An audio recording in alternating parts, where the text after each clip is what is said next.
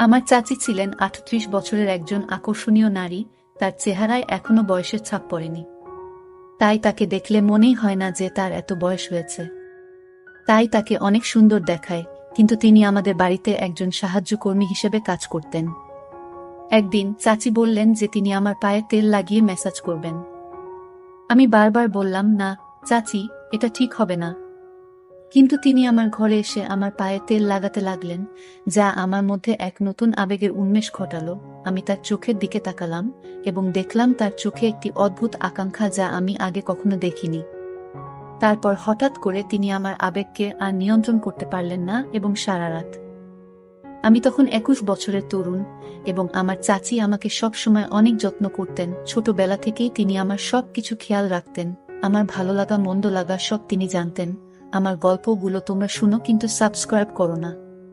দয়া করে গল্পগুলো ভালো লাগলে ভিডিওটি লাইক, শেয়ার এবং চ্যানেলটি সাবস্ক্রাইব করো প্লিজ। আমি কখনো ভাবিনি যে আমি আমার শৈশবে যেভাবে এত যত্ন পেতাম, সেই একই দৃষ্টিকোণ থেকে আমি আবার এমন কিছু অভিজ্ঞতা পাব।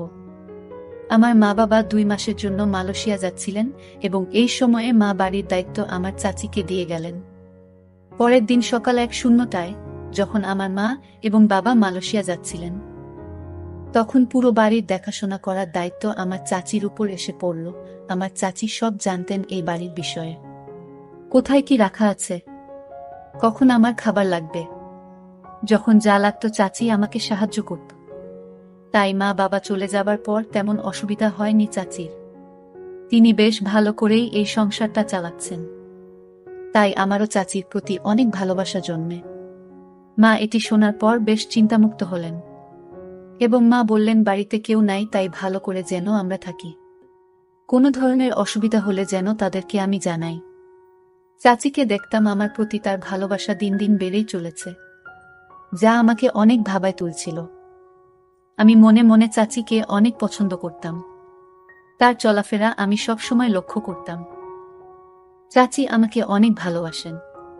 ছোটবেলায় তিনি আমাকে অনেক কিছু খাইয়ে দিতেন, আমার অনেক যত্ন নিতেন, যা আমার অনেক ভালো লাগত।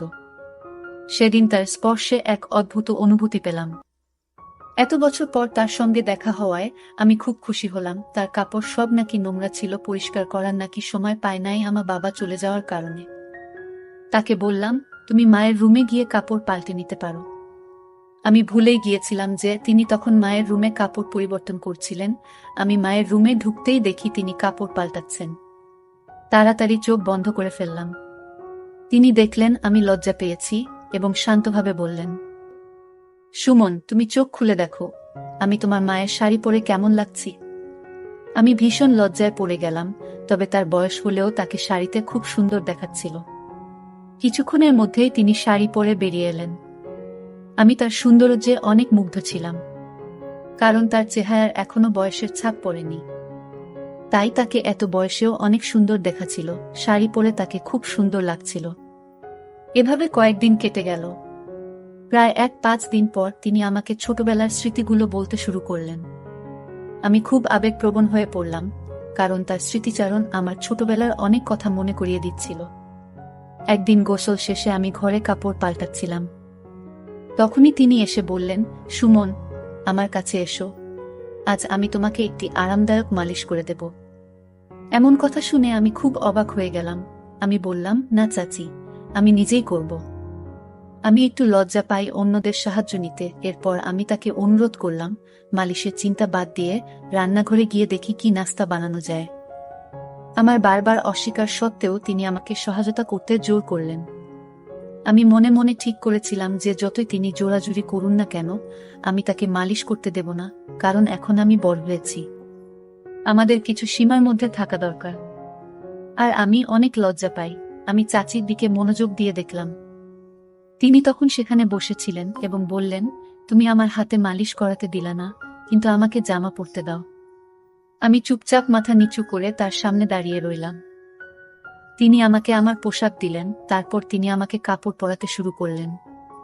সেই সময়ে আমার চাচিকে দেখে আমার মনে অনেক রকম চিন্তা আসতে লাগল। কিন্তু চাচি আমার পরিবারের একজন সদস্যের মতো, তাই আমি তাকে নিয়ে কোনো খারাপ চিন্তা করতে পারিনি। একদিন আমি চাচিকে বলেছিলাম যে তিনি যেন এই বাড়িটিকে তার নিজের মনে করে। এরপর তিনি এই বাড়িতে এমনভাবে থাকতে শুরু করলেন যেন এটি তার নিজের বাড়ি। একদিন আমি বন্ধুদের সাথে একটি পার্টিতে যাচ্ছিলাম। চাচি আমাকে জিজ্ঞেস করলেন, তুমি কোথায় যাচ্ছ? আমি বললাম, আমি একটি পার্টিতে যাচ্ছি। তখন তিনি বললেন, আর তুমি একা একা পার্টিতে যাচ্ছ? মাঝে মাঝে তোমার এই গরিব চাচিকে নিয়ে বাইরে একটু ঘুরতে নিয়ে যেও। একা একা আমি বাড়িতে কি করব? আমারও তো ইচ্ছা হয় বাইরে যাওয়ার। আমি তাকে বললাম, ঠিক আছে, আমি তোমাকে বাইরে নিয়ে যাব, তবে তোমাকে ভালো পোশাক পরতে হবে এবং ভারতীয় মহিলার মতো পোশাক পরতে হবে। চাচি আমার প্রস্তাবে রাজি হলেন। আমি মায়ের রুম থেকে একটি সুন্দর শাড়ি এনে তাকে দিলাম এবং বললাম, এটা পরো এবং ঠিকভাবে রেডি হয়ে নাও।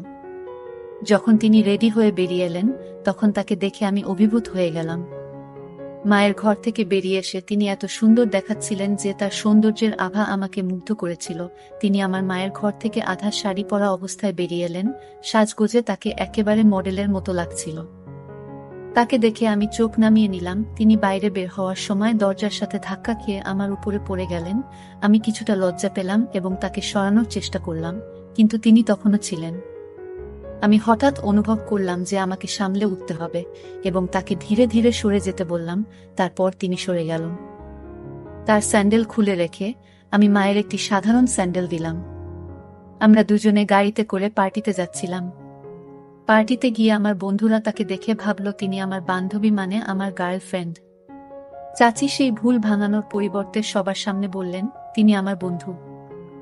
পরে পার্টি শেষে আমি তাকে জিজ্ঞেস করলাম, তুমি কেন এমন করেছিলে? আমি তাকে জিজ্ঞেস করলাম। তিনি হেসে বললেন, তোমার বন্ধুরা যখন ভাবল আমি তোমার বান্ধবী, তখন তোমার মুখে যে বিস্ময় ছিল তা দেখতে চেয়েছিলাম। তাই আমি বলেছি আমি তোমার বন্ধু।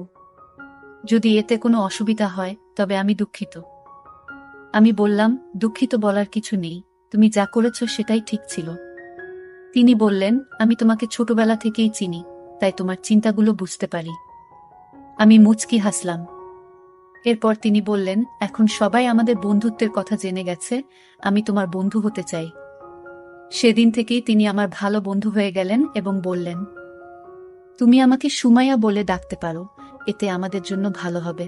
তিনি একজন মহিলা, তাই প্রথমে তাকে সুমাইয়া বলে ডাকতে কিছুটা লজ্জা পেলাম। তবে তার নাম বলার পর তিনি খুব এক অদ্ভুত প্রতিক্রিয়া দিলেন, যেন লজ্জাবোধ করছিলেন।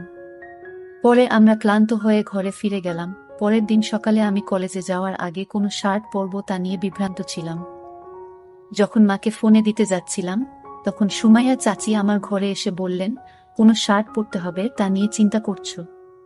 তিনি বললেন, তোমার চাচি যখন বাসায় আছে, তাহলে তোমার পছন্দের ব্যাপারে আমাকে জিজ্ঞেস করতে পারো।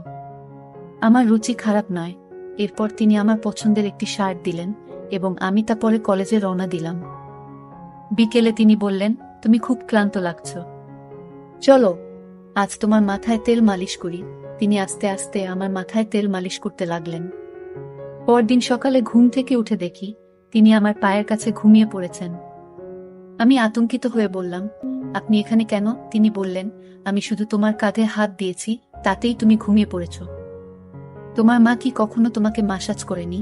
আমি বললাম, আমার মা আমার খুব যত্ন নেন, তাই এটি নতুন কিছু নয়। সুমাইয়া চাচি মাথা নেড়ে বাইরে চলে গেলেন। কয়েকদিন পর বাবা মা বাসায় চলে আসলো। পরে আমি যখন নাস্তার টেবিলে এলাম, আমি বুঝতে পারছিলাম না কেন বাবা এত মনোযোগ দিয়ে তাকিয়েছিলেন।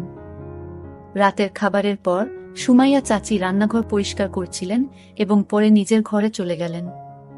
আমি সেদিন রাতেই তার রুমে গিয়ে উপস্থিত হলাম। তিনি আমাকে দেখে চমকে গেলেন এবং জিজ্ঞেস করলেন, কোনো কাজ আছে? আমি বললাম, না, কোনো কাজ নেই। আজ আমরা বেশি কথা বলিনি, তাই তোমার সাথে দেখা করতে এলাম। তিনি বললেন, ঠিক আছে, যদি তোমার কোনো দরকার হয় আমাকে ফোন করো, আমি এখানে আছি তোমার জন্য। কোনো প্রশ্ন না করেই তিনি আমাকে রাজি করালেন এবং আমি তার রুম থেকে বের হয়ে নিজের রুমে চলে গেলাম। পরদিন সকাল 9টায় উঠে দেখলাম নাস্তা এখনো তৈরি হয়নি। সাধারণত সুমাইয়া চাচি সকাল 8টার মধ্যে নাস্তা তৈরি করতেন, কিন্তু আজ তা হয়নি। আমি রান্নাঘরে গিয়ে দেখি সুমাইয়া চাচি চিন্তিত মুখে দাঁড়িয়ে আছেন। বাবা যখন রান্নাঘরে ঢুকলেন, তখন দেখলাম তার দৃষ্টি চাচির দিকে বেশ কুদৃষ্টিসম্পন্ন ছিল। আমি বুঝতে পারলাম, চাচি শুধু আমার চাচি নয়, এখন আমাদের মধ্যে বন্ধুত্বও গড়ে উঠেছে। আমি তাকে এতটা আতঙ্কিত দেখতে সহ্য করতে পারলাম না। রাতে আমি চাচিকে দেখতে আবার তার রুমে গেলাম এবং সেখানে দেখতে পেলাম বাবা তার রুমে অনেক টাকা রেখে গেছেন। আমার মনে হলো বাবা হয়তো চাচির সাথে কিছু ভুল করেছেন। ওরা হঠাৎ এত টাকা কেন দিচ্ছে, এই প্রশ্নটাই তখন আমার মাথায় ঘুরছিল। তিনি ঠিক করলেন যতক্ষণ না সুমনের সাথে দেখা হচ্ছে ততক্ষণ এই বাড়ি ছাড়ব না। সম্ভবত চাচি আমাকে বুঝতে পেরেছেন। আমি বাবাকে জিজ্ঞেস করলাম, চাচির সাথে কি ঘুরছে? বাবাকে ওখানে দেখে তাদের মুখের রং বদলে গেল। আমার বাবা মা আমাকে আমার রুমে যেতে বললেন, কিন্তু আমি বললাম আমি এখান থেকে কোথাও যাব না, আমি জানতে চাই আপনি সুমাইয়ার চাচির সাথে কি করেছেন। তখন চাচি আমাকে জড়িয়ে ধরে কাঁদতে শুরু করলেন। তিনি বললেন, সুমন, আমি যখন থেকে এই বাড়িতে এসেছি তখন থেকেই তোমাকে সবকিছু বলতে চেয়েছিলাম, কিন্তু সাহস পাইনি। আমি তাকে সান্ত্বনা দিলাম এবং বললাম, তুমি যা বলেছ তা সত্যি ছিল, তাই কোনো দোষ নেই। চাচি আমাকে আবারও জড়িয়ে ধরে কাঁদলেন, আর আমি তাকে সান্ত্বনা দিলাম যা আমার বাবা মা দেখলেন। মা বাবাকে নিয়ে চাচি বললেন, যদি কোনো গরিব মহিলার সাথে খারাপ কিছু করেন তা আমি মেনে নেব না। তখন আমি চাচিকে বললাম, চুপ থাকাই ভালো হবে, এখন চুপ করে এখান থেকে চলে যান। হঠাৎ করে চাচি চিৎকার করে বললেন, আমি আর চুপ থাকতে পারবো না, আমি সুমনকে সব সত্যি বলবো। তিনি বললেন, তুমি জানো না যে তোমার আসল মা রুমি, যিনি কয়েক বছর আগে এই বাড়িতে কাজ করতে এসেছিলেন, দুটি যমজ সন্তানের জন্ম দিয়েছেন। তাদের মধ্যে একজনকে আমি পালন করছি। তুমি আমার চাচি হিসেবে মেনে নিতে চাইলে আমি তোমাকে সব বলবো। আমি হতবাক হয়ে বললাম, এরা আমার মা বাবা নয়, তুমি তাদের সত্যি বলবে? চাচি বললেন, আমি জানি তুমি আমাকে হারাতে চাও না, কারণ আমি তোমার ভালোবাসা ও যত্ন দিয়েছি। আমি পুলিশের কাছে গিয়েছিলাম, কিন্তু আমার যমজ ভাইয়ের কারণে কিছু করতে পারিনি। আমি তাকে বললাম, তুমি সব সত্যি বলেছ, কিন্তু আমার কোনো কষ্ট হয় না, কারণ আমার বাবা মা আমাকে খুব ভালোবাসেন। চাচি বললেন, কয়েক বছর আগে তোমার মা মারা গেছেন, তাই তোমার বড় ভাইকে টাকা দেয়া হয়নি। সে সঠিক মূল্য পায়নি, অবস্থা খুবই খারাপ ছিল, নানা জায়গা থেকে চুরি করে টাকা উপার্জন করতেন। সেই সময়ে তিনি আমার বাবা মায়ের কাছ থেকেও কিছু টাকা চুরি করেছিলেন। তিনি একবার আমার বাবা মায়ের কাছে লক্ষ টাকা চেয়েছিলেন, কিন্তু বাবা মা এত বড় অঙ্কের টাকা দিতে অস্বীকার করেছিলেন। তখন তিনি কিছু টাকা দিয়ে আমাদের বাড়ি থেকে চলে যেতে বাধ্য হন। তিনি আমার বিশ্বাস অর্জনের অনেক চেষ্টা করেছিলেন, কিন্তু তার সত্য প্রকাশ পাওয়ার পর তার প্রতি আমার সমস্ত ভালোবাসা এক ঝটকায় হারিয়ে যায় কয়েক বছর আগে। আমার বাবা মা সুমাইয়া চাচি আমাকে দত্তক নেওয়ার জন্য টাকা দিয়েছিলেন, কিন্তু তিনি সেই টাকা সঠিকভাবে ব্যবহার করতে পারেননি এবং আমার বড় ভাইকেও সঠিকভাবে লালন পালন করতে ব্যর্থ হন। যদি তিনি তার সময় এবং অর্থের মূল্য বুঝতেন, তাহলে আজ তিনি বেঁচে থাকতেন এবং নিজের পথে সফলতা অর্জন করতেন। কিন্তু চাচি তাকে ভালো মূল্যবোধ বা শিক্ষা দেননি, তাই আজ তিনি মিথ্যার আশ্রয়ে জীবনযাপন করছেন। টাকার চেয়ে সঠিক মূল্যবোধ ও শিক্ষার গুরুত্ব অনেক বেশি। আপনি টাকা দিয়ে ভালো পোশাক কিনতে পারেন, কিন্তু ভালো মূল্যবোধ কিনতে পারেন না। কিছু সময়ের জন্য সুখ পাওয়া যায়, কিন্তু এক সময় এসে বুঝতে হয় যে মিথ্যার আজও দীর্ঘস্থায়ী হয় না। গল্পটা কেমন লাগলো জানাতে ভুলবে না। আরও মজার মজার রোমান্টিক গল্প শুনতে চাইলে ভিডিওটি লাইক, শেয়ার এবং চ্যানেলটি সাবস্ক্রাইব করতে এবং বেল আইকনটি ক্লিক করতে ভুলবে না। ধন্যবাদ।